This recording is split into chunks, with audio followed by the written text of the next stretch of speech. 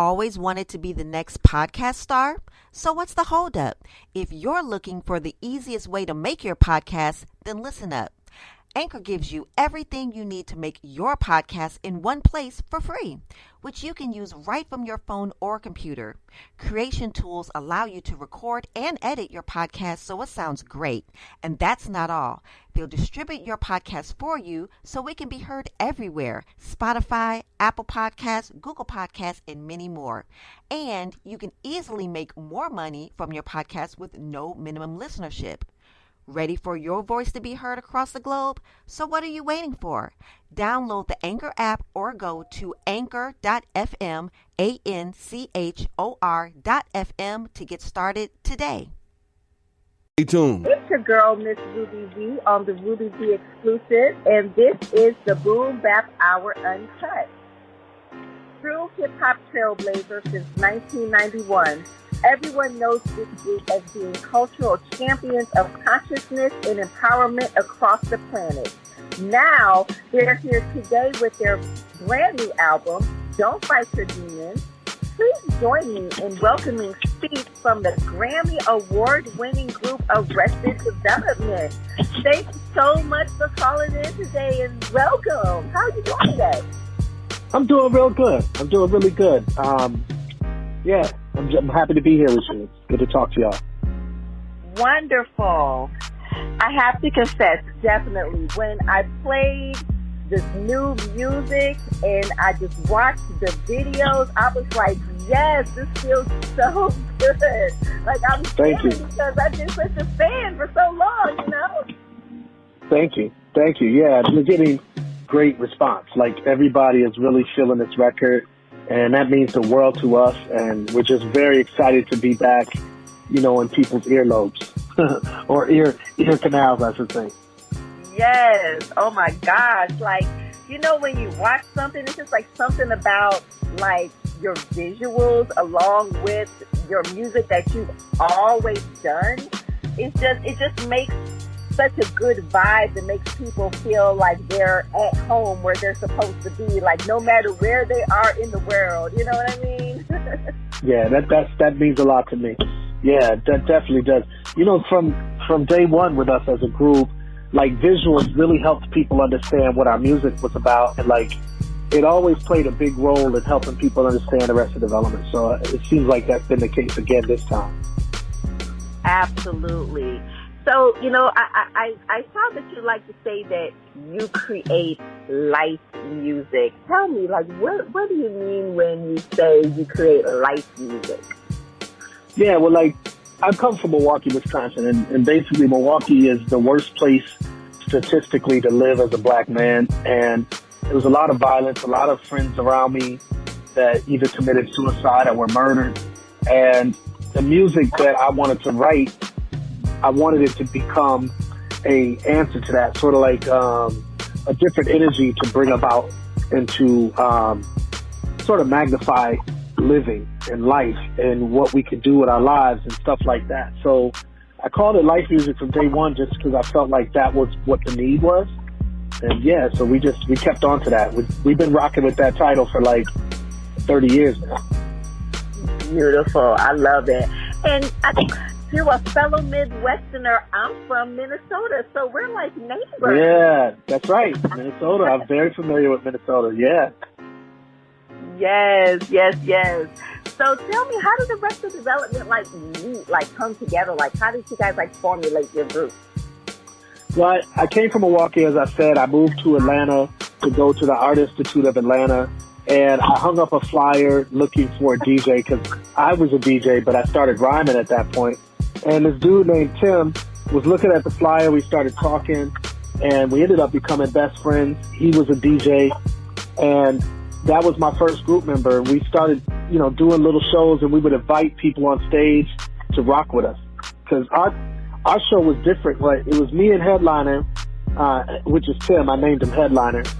And the difference with us is we would invite people on stage, like, to paint or to do poetry or to play djembes, like an African drum, the djembe, or stuff like that. And so it became this jam session. And that's what sort of became the group, because some of the group members that you all know from our past records were people in the audience that came on stage, or were friends of people in the audience that came on stage.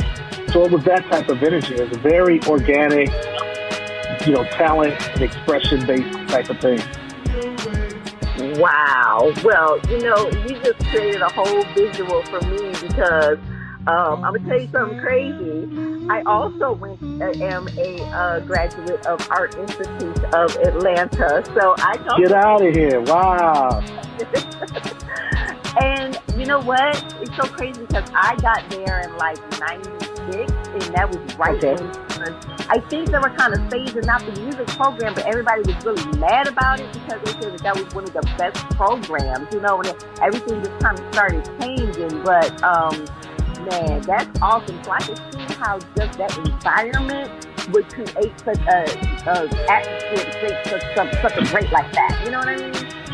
Yeah, definitely. And I was grateful to be there. And it was a music school, so we were in the music business side of it. They had arts and other parts too, but we were in the music business side of it.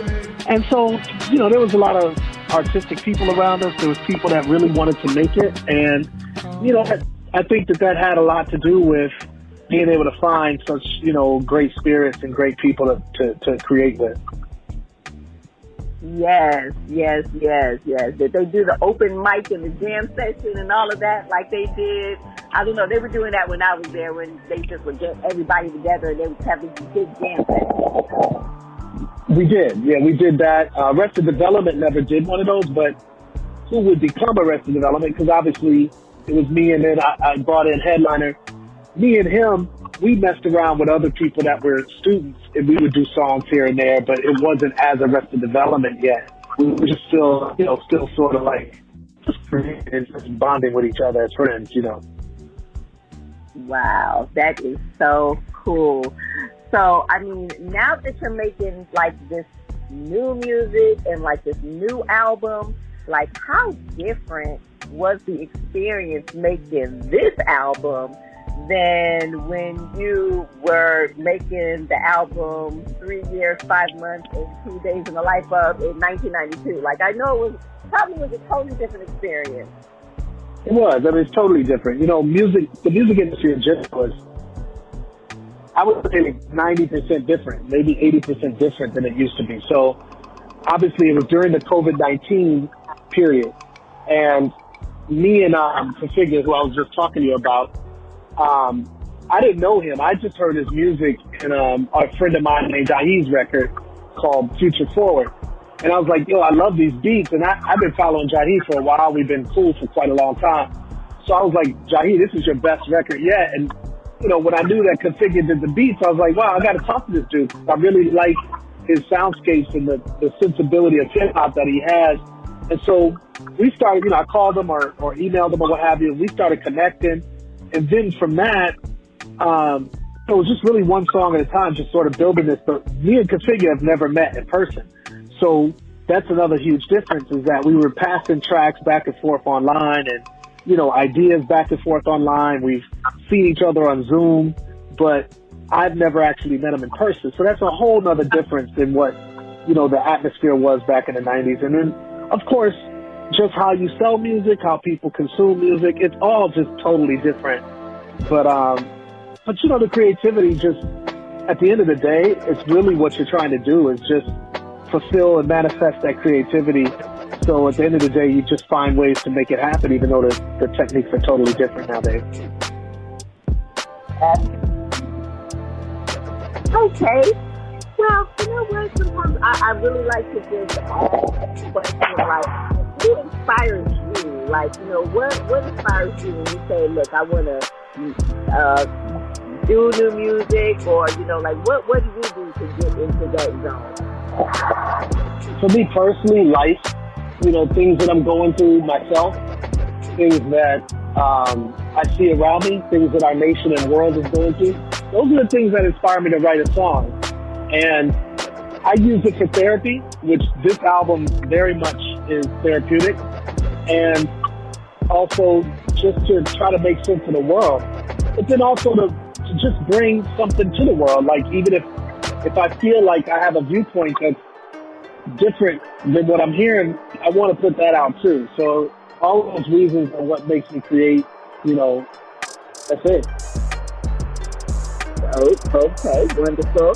And we love to ask this question of our guests because I love hearing the answers that everyone comes up with. And I know it's a loaded question, but what does hip hop mean to you, and why do you feel like hip hop saves you? Hip hop for me is peace, unity, love, and having fun. It's an answer to gang violence to me. It is the vehicle for Black people in particular to be able to share information with each other across the world and to help heal the wounds of our past and the history that we've been through. So that's what I think hip hop is, and how it saved me is in all of those ways. Like, hip hop music has many times been a sermon for me. Hip hop music has been a lot of times therapeutic, like a therapist for me. And of course, it's been like a girlfriend or a wife for me. It's been a friend for me. It's been all of those things. Like, hip hop music has been so much for me throughout my life, and so that's how it saved me too. And it of course gave me more purpose in my life by being an MC and being a producer and doing what I do. So I love hip hop music. Most definitely, yes. Dope answer. All right. Well, definitely. And you also, one more thing I want to come out, don't you? On like Amazon Prime, you have a film? Yeah, I got this film that I did. It's a full-length documentary. It's won numerous awards throughout the nation. And I went into a jail and wrote music with the inmates, and I call them residents. The movie is called 16 Bars, and it's a powerful film. The first time we ever aired it, it was in San Rafael, California, and after the film was over, there wasn't a dry eye in the building, and you could hear a pin drop. People were just so moved by hearing the voices of these men that were locked behind bars, and just hearing what they had to say, hearing their music, and just experiencing their life. So it's a really powerful film. It's on Amazon Prime. It's on YouTube. It's on Vudu, Hulu, and all of those different platforms. You know what I mean? So you can see it a lot of places. Okay, well, I'm definitely going to go check that out. I'm checking that out tonight. I really want to see that for sure. So, well, thank you. It's awesome. Yes. Well, definitely. What is your favorite track? Do you have a favorite song that's on the album? For me, it changes. I live with this album. I love this record. I'm so proud of this record. Don't Fight Your Demons has, to me, a lot of great songs, and it makes up a whole piece of art. But at this point, I would say my favorite joint is probably The Forsaken, which is the last song in there. But at certain points, it's been Back Down. Other points, it's been Becoming. So, it just sort of changes over time. Okay. Well, we definitely going to be playing some tracks from this dope album that you just released. So I'm so excited to do that.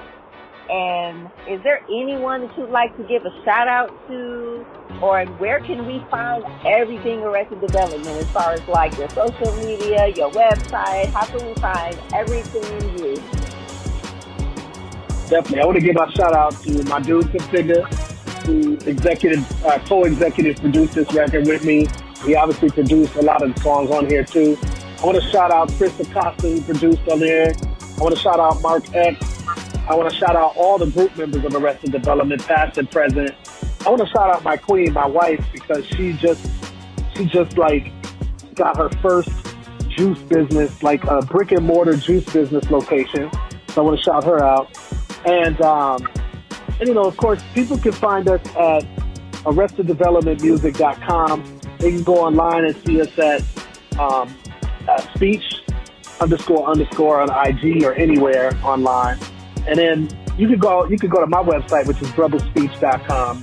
And there's like everything that we're doing, the documentary, the album. I got solo stuff that I'm doing. There's a lot of great stuff that we're doing. we're donating money to those in black colleges. So we got $1 million that we donated to black students. So we're doing like some really exciting